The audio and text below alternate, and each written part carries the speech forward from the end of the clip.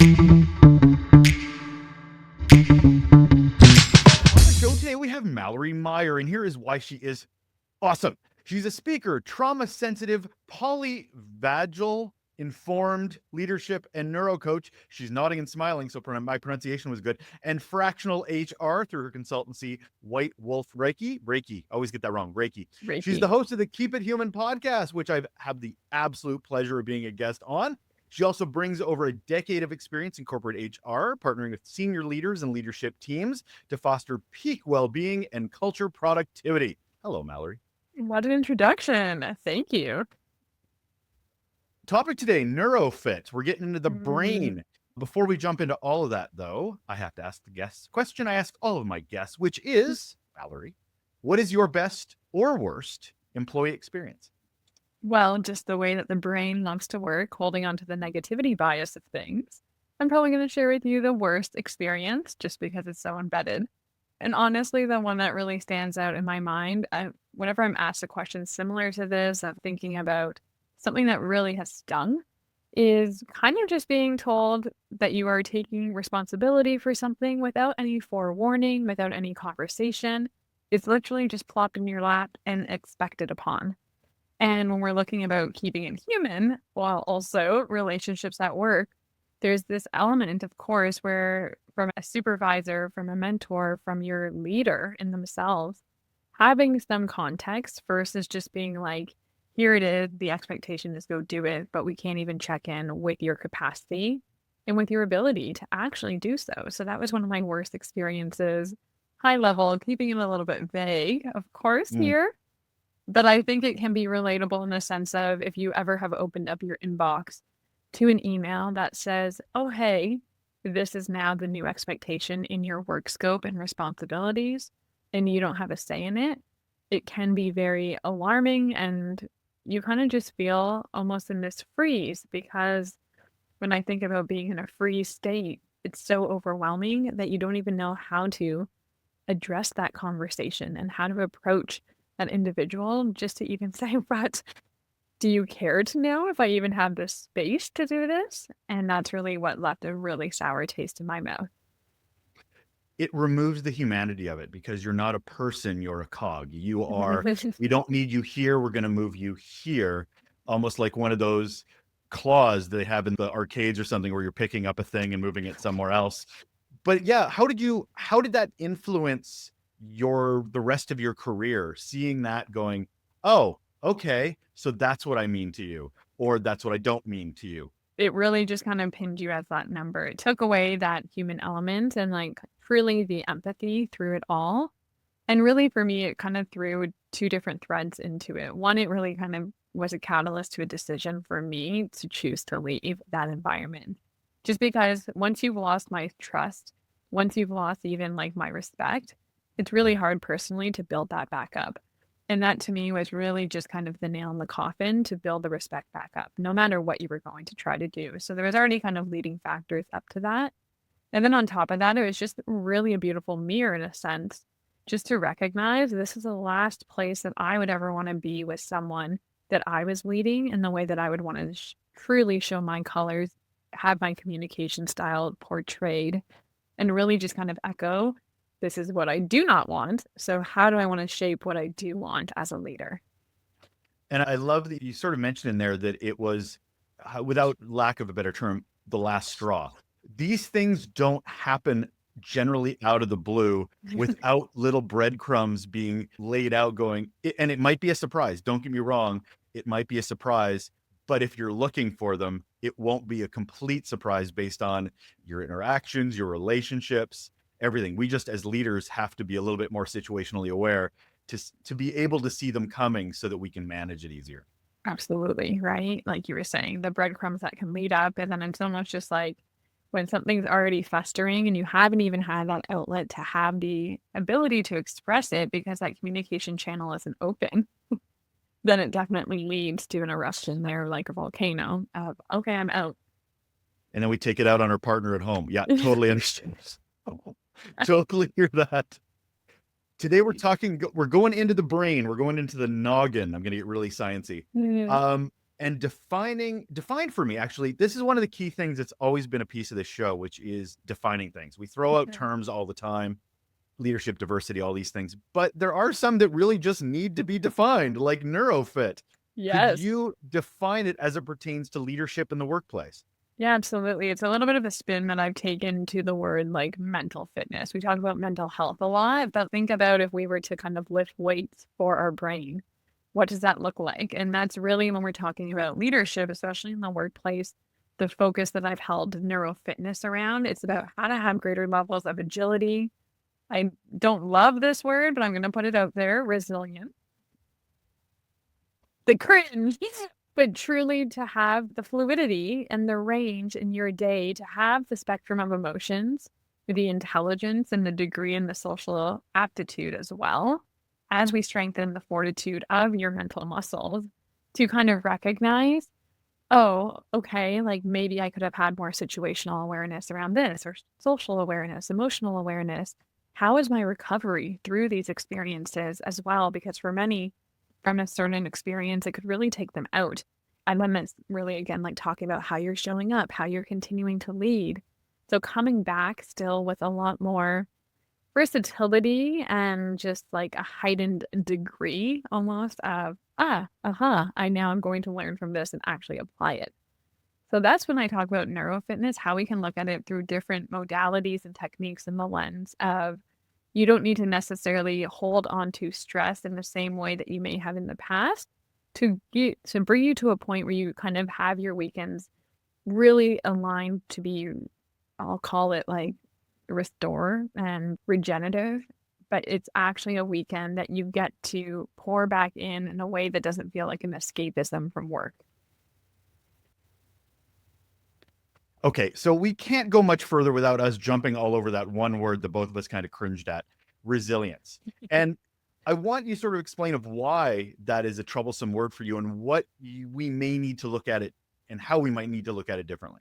To be honest, there's various different lenses. For me, the big cringe factor is oftentimes we throw it around so nonchalantly in the sense of, oh, someone can build resilience in a day. Let's kind of bring our leaders into this cohort around resilience. And I think its meaning has been taken out of context as to what that actually means. Because for me, when I define resilience, I'm looking at each individual and honoring their past experiences and really a threshold of tolerance in their ability against risk, in their ability against discomfort.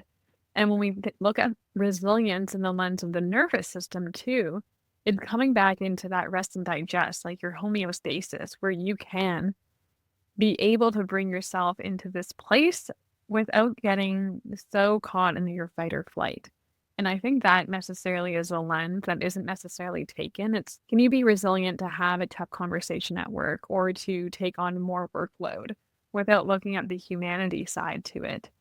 And then again, the training around it to me is a little bit superficial and high level, where it's not getting into these barriers of the human essence of what it actually means from a tolerance and range standpoint. Does that help to clarify it? It does. It does. My thing with resilience is, and I get it, adaptability is probably my better phrasing for that. Mm-hmm. I always challenge it going, but why do you need to be resilient? Mm-hmm. What is something you need to be so strong against? To be honest, I see it as possibly an excuse for bad leadership. Going, if you're stronger and more resilient, you can weather these bad toxic cultures or bad leadership decisions. I'm like, why are we not addressing the bad leadership and the toxic culture? Why are Yes. we needing to be resilient? It's context is what I'm kind of trying to stress is I get it, but why? It just feels like Mm-hmm. it needs a deeper conversation than just going, you need to be resilient. Really? Do I though? Or Exactly. do you just need to be softer or more understanding? Exactly. And I feel like it was something that came about during the COVID time where people were going through so much change and that change management piece. And we just kind of witnessed again people's ability to have to deal with some adversity and to have to deal again with that agility side of themselves too. And now it's almost like that context of it can get lost because it was just so apparent in that time frame. So, how do we understand our own neurofitness? Self awareness Mhm. is such a big piece of this, but if we don't know what we don't know, how do we go to the mind gym? I guess metaphors here. That's a great metaphor for it. Like, how do we take ourselves and understand, should I be picking up the 5-pound weight or should I be picking up the 50-pound weight? Exactly. Yeah, I always want to bring in a practice called mapping your nervous system. But at the end of the day, what mapping your nervous system at a very kind of baseline way to look at it and how we can kind of self reflect even deeper is kind of recognizing what is my coping mechanism, my behaviors, my physiology. And back to that word about self awareness, I think it's really kind of taking that lens back towards ourselves and shining the spotlight within to recognize, okay, here's a situation that happened today.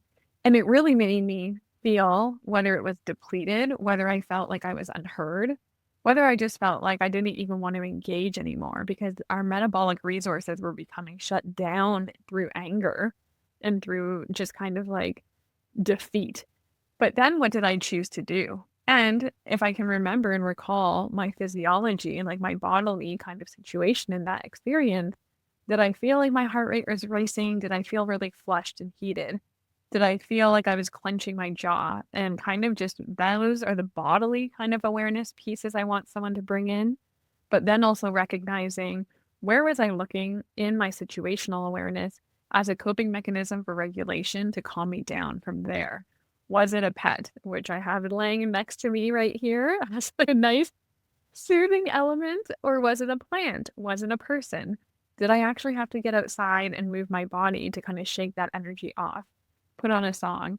So these are all elements, maybe unconscious and conscious to some people, that can really help to support within when I think about the proverbial ladder that we move upon in our nervous system is we're kind of constantly going up and down this ladder, and in the middle of the ladder is your fight or flight. So when you're kind of feeling like your metabolic resources are so expended and exhausted to be like, I just can't anymore, that's because you're going down your ladder into freeze. You're depleted. So then what did you do to bring yourself back up? Maybe you wanted to indulge in chocolate. Maybe it was ice cream. So it's kind of picking up these cues little by little so you can start to have a resource library, not only for yourself to, hey, I see you, acknowledge it, identify it, but now I'm beginning to change it. So instead of going for the ice cream this time, I am going to choose to go do a yoga practice and gently start to shift the energy in my body to guide myself back up to the area of regulation of my ventral vagal kind of area of my nervous system. So that would be kind of like a tip in when we're talking about that word self-awareness. Can you recognize these cues, bodily, environmental, just in your relationships, all of that? So, I'm trying to think of this from a neurofit versus not neurofit perspective. It's Mm, like I'm looking at the back of an old comic book where they have that before and after images. yeah. What does a neurofit person look, act, and show up as versus a not neurofit will show up, act? Can you give like a comparison that would explain this a little better? So they would have a lot, let's say like a neurofit, like looking at it in that lens, they would have resources and an opportunity in their toolkit to kind of just acknowledge and have a lot more like self-compassion. That's a huge word of like they have the ability to notice and have that situational awareness, but more so than anything, with their toolkit, they're able to kind of bring in compassion for their responses. And they're able to have that like opportunity. Let's say the word co-regulation for me is all about making someone, you're not going to get heightened and activated by someone else's anxiety or anger or stress. Like you're the calm anchor in the room to calm someone else down. So that's part of the noticing of someone that's neurofit is because when you're in that branch of your nervous system, you're kind of essentially the nonverbal cues are how your facial expression is, the gaze of your eyes, the tempo of your breath, again, bodily physiology, just this unconsciousness that's happening between us without us even consciously being aware of it Mm. can be so what's the word I'm really looking for? There's so much magnitude to it without even recognizing it. But when you do start to recognize it, it really kind of changes the lens of that when we're talking about the comic book color. I think about what's the lens of the glasses that you have on today? Is it like a purple hue or is it a green hue? And that's all because of someone's neurofit ability. And if they don't have that, is it a lack of confidence? Is it they're overcompensating? Is it like what are we if I see somebody visibly in a meeting and I'm like their neurofitness is a bit lacking. They need to pick up the 10 pounders. Yeah, there's different degrees depending on the individual's experience. More often than not, like what I hear from individuals that I work with is from like the confidence. Yes, like imposter syndrome can be a Mm. huge piece of the pie. But more so than anything, it's almost like they're finding themselves so depleted as well. So let's say their energies in the day, if at 5 p.m. comes around and they just feel like they need to almost kind of go into isolation and go into a place where they can't even engage with anyone else, that's a huge cue to me from hearing from someone that's been able to self-identify that they need support. Because again, their ability of neurofitness is they're moving into that freeze zone. So they're moving into a place of dissociation.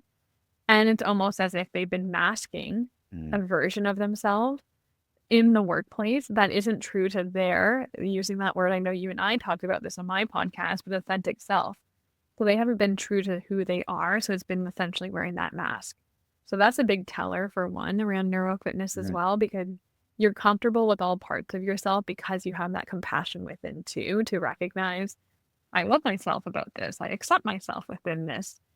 But yes, stress and anger can also be a very varying degree to witness in someone's lack of, I'll just kind of say like the empathetic side of even just kind of picking up on the cues in the environment that they're within, their team, and the essence of that to be able to explore it in a deeper sense and just kind of really be short, be unwilling to open up dialogue that can have more culminative and collaborative efforts within it.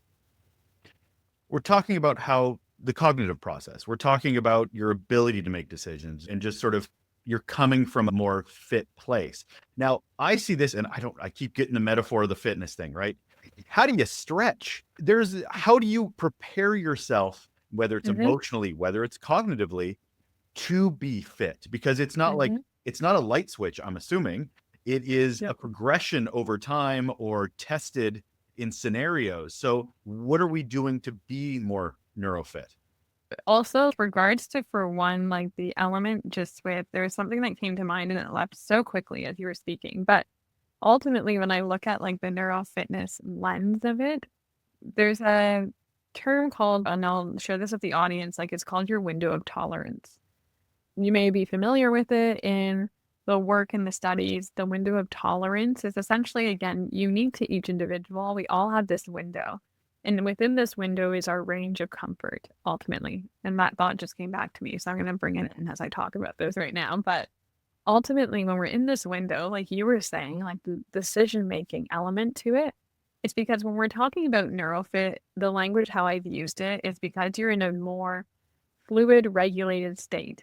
It's not that you're intended to be regulated and taking that word regulated in your nervous system 100% of the time. It's how quickly you can get yourself back into regulation when a situation arises that puts you outside of your window or puts you into fight or flight. And the value of being within your window, this window again of your tolerance, or within kind of ultimately regulation, is that's when we are engaged with our prefrontal cortex. So this is, of course, like you said, decision making.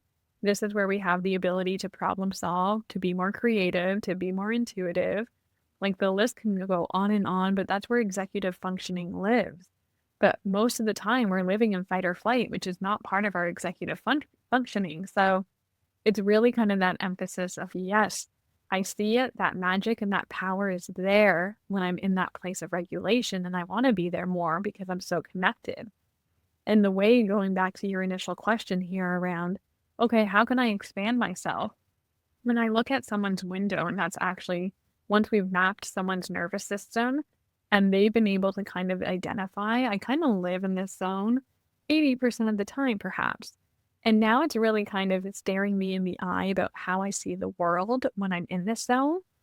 So then I know when I go into my place of regulation, the lens I take and how I see the world, but little things that I can do to start to jump out of that window, Mm, do something like stretch myself. And a very tangible example for me this year has been public speaking. mm. I know you have heard my story a little bit around just like doing Disrupt HR, but I would never see myself public speaking, to be honest. And I had to first take the step of doing it in a small group. Okay, I've had that experience in my body, and visualization can be a good cue because our body kind of assimilates with our nervous system, only good or bad. It has to know and feel and experience. So even if you haven't ever public spoken before or had that experience, if you can't feel it in your body first, your nervous system is just going to say, this is bad, it's danger. You don't know what this is. So, of course, it's going to feel scary. So, there's elements like that we look at to see what's the ambitious goal.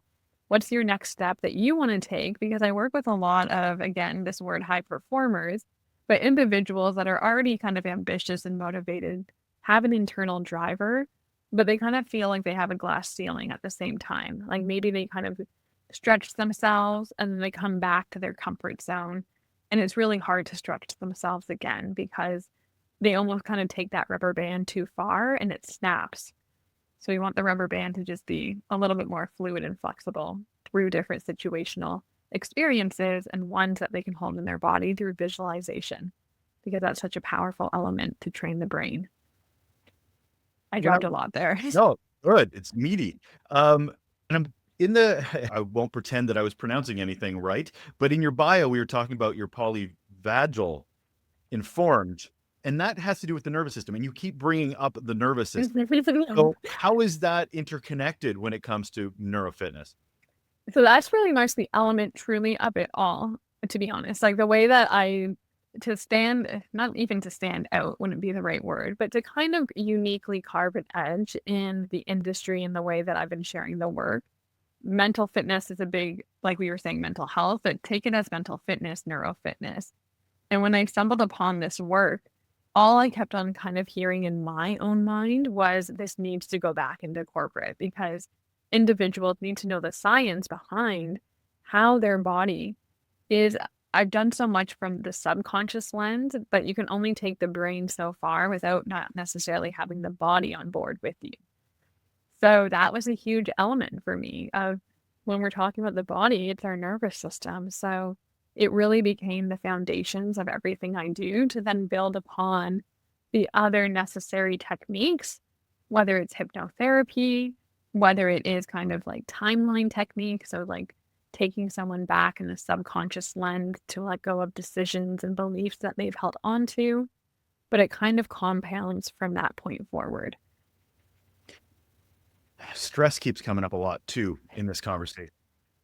What tools are we getting here? Because I mean, we've talked a lot about the neuro fitness of this and the strength we can have. Looking at it from okay, you're at work and you're getting some of the most intense last minute fire drill kind of conversations. How is neuro fitness showing up in those moments that you're like, Mm-hmm. no, I have the tools to deal with this? How do you Mm-hmm. know? So essentially there's so many various ways that we can kind of quickly in 30 seconds connect in to signal to our brain and to our body that I am safe, that I am connected through neuro techniques that signal that. So the only downside with being on podcasts at times and trying to explain it is that they are very somatic based. And so to try to describe them, it can be challenging. I'll just kind of put it like that. But there is one that I'll try and like ever so briefly describe. So ultimately, a neurofit exercise, something so simple just to describe on the podcast, would be if you were to take the tip of your tongue and press it against the back of your front teeth. And then you're going to essentially raise your tongue to the top of your mouth and just press on the top of your mouth with your tongue. So it's subtle, it's discreet, but the nerves on the top of your mouth are like part of your vagus nerve.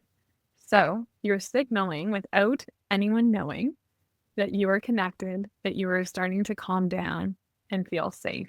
So you can let your body know that without kind of going and doing something wild and crazy.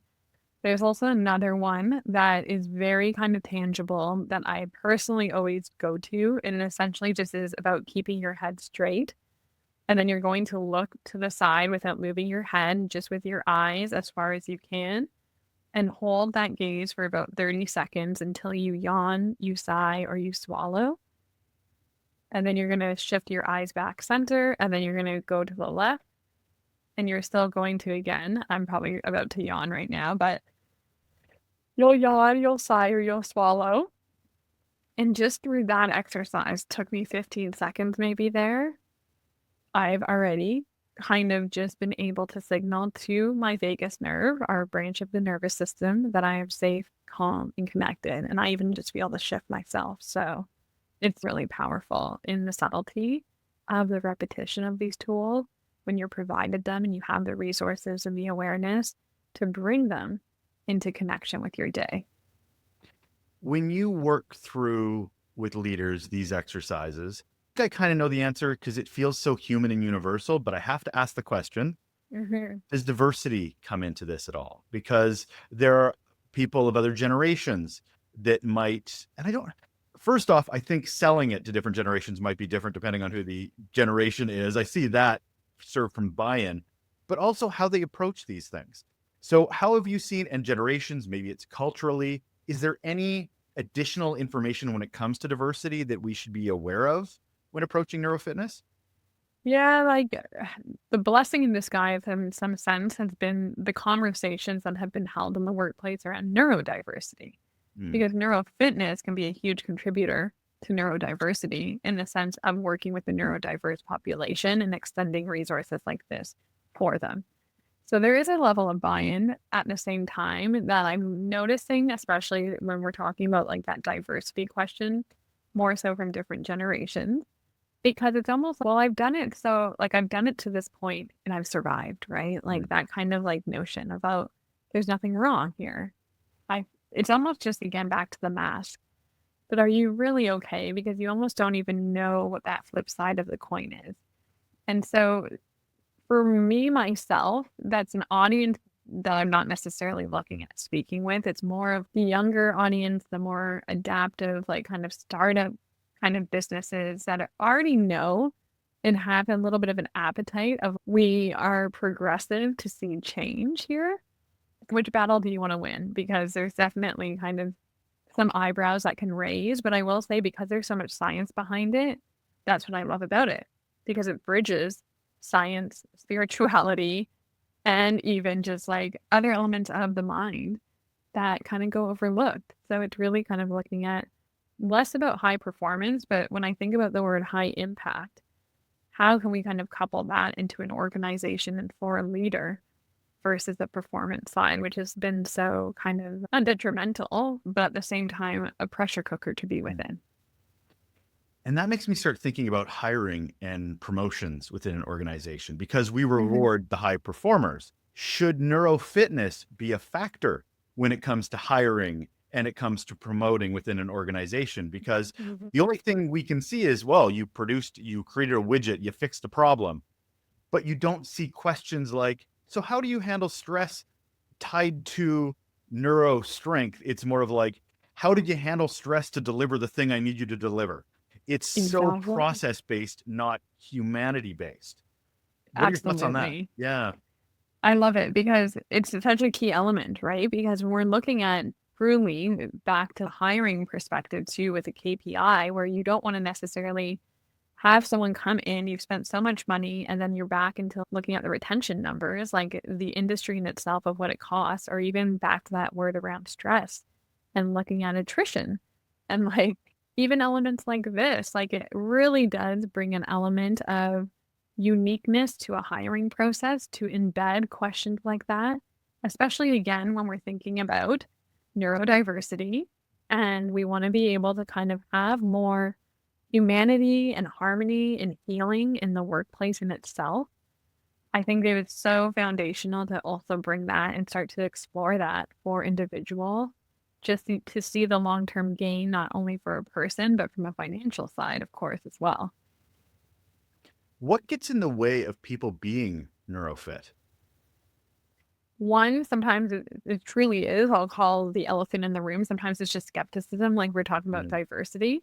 It's, why can't I just meditate? Why can't I go for a run?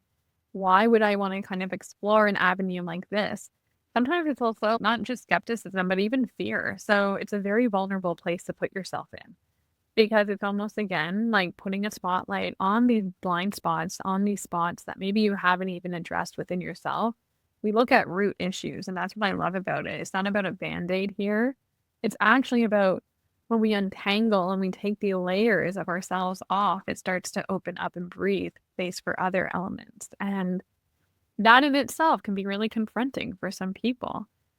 I also think too, time is sometimes the biggest kind of factor in currency in our day and age. And it's not even that there's a lot of time that's required to actually, I shared 2 exercises in a minute, but that's just like the starter. So that's scratching the surface. I think that time is the investment that someone needs to make into themselves, and how, again, that isn't necessarily always the priority until, sadly enough, everything hits the fan and everything's toppled. So the proactiveness through it is part of it too. And that's just kind of cultural communication, everything that kind of embeds itself. But I'm just, I can't be more passionate about it because I truly am a testament and I've seen work for myself and for my clients.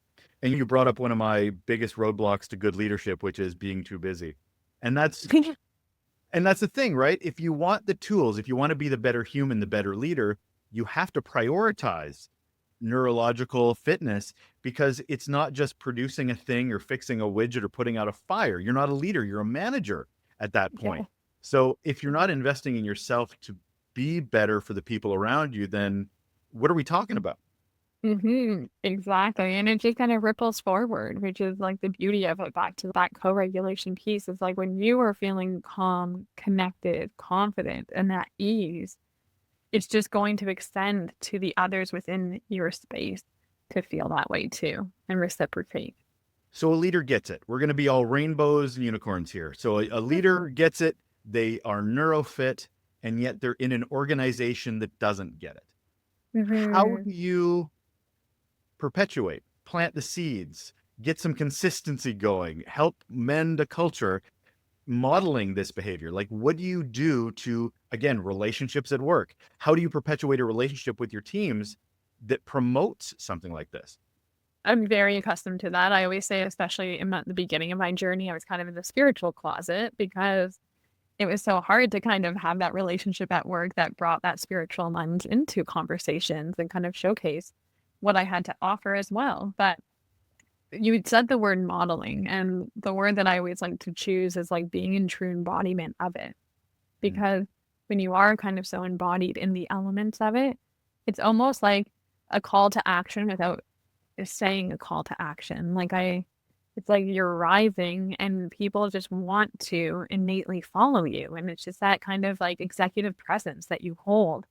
So it's kind of without the words being said that in that context, I'll just kind of say it as it can really kind of lean into opening up conversations about, well, if something's different, or what have you been focusing on, where it doesn't have to feel like you need to be the one to open up the space. It's just kind of extended to you. But at the same time, I think it's also kind of like a degree of understanding where can I start to bridge some of this into perhaps like dialogue when we're talking about whether it's factors around cost or we're looking back at well-being and wellness, equally like the health of the employees or individuals. Maybe it's bringing in a new lens because you've tried that same way over and over for the past couple of years. The old industrial era, I should say, of like just corporate in itself. What can we do to shift things? And that could be part of that momentum to kind of help to support. I think if you want to look at employee retention, if you want to look at people that don't work for you going up to your leadership going, are you hiring? Because nobody seems to leave, but I'd love to work for your team. Like, you're exemplifying the kind of leadership that they want and they want to work for. I think that screams Mhm. volumes about neurofitness, is that they see you as a beacon of, oh, that's how it should be, as opposed to that's how it is.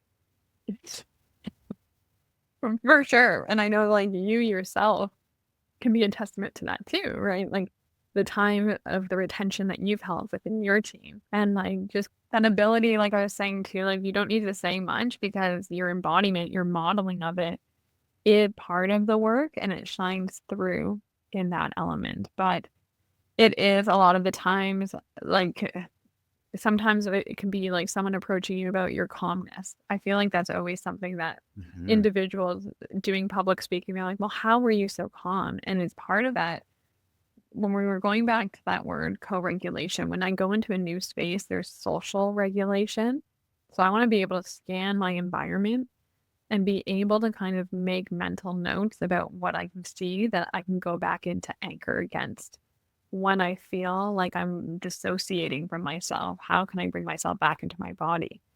So that's a huge piece of it. But yes, neurofitness, there's a key of self-awareness there, of course, but there's also a key of a commitment. Like we were talking about wanting to be better, but a commitment to the tools because just like the gym, you're not going to be able to just kind of show up one day, lift 5 pounds, and then go ahead and lift 50 pounds the next day. You need to continuously train. You need to continuously have repetition within these resources. And that going back even to that word resilience, but that's really how you build it Mhm. to be able to have a stronger sense of like even understanding and compassion in that lens as well. Sorry, nobody's getting neuro jacked in a day. They're going to have to build a little bit of muscle first. Thank you so much for this, Mallory. Yeah, I could keep talking to you. There's so many sides to this that I'd like to explore, but we're giving everybody a taste and my brain's a little bit bigger for it. So I appreciate it. The last question. What's one simple action people can do right now to improve their relationships at work? Mm.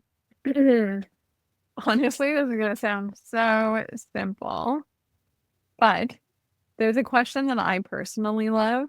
And then this kind of one simple thing could be just asking someone, how are you? Was going to really be it. But one really key question that I find to be really valuable, especially just thinking about if you're in a leadership capacity, is what worked for you today and what didn't work for you today. And I want to put the emphasis on today because people can kind of just get very high level with it. But when you really drill it down and seed it into today, it kind of opens up exploration and some really genuine feedback. And that comes back into being curious to tell me more. And I think it can't be stressed enough about asking questions like that to build relationships at work.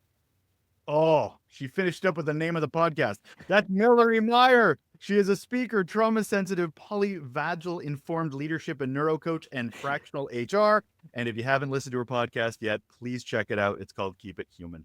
Thank you so much for being here, Mallory. Thank you, Russell.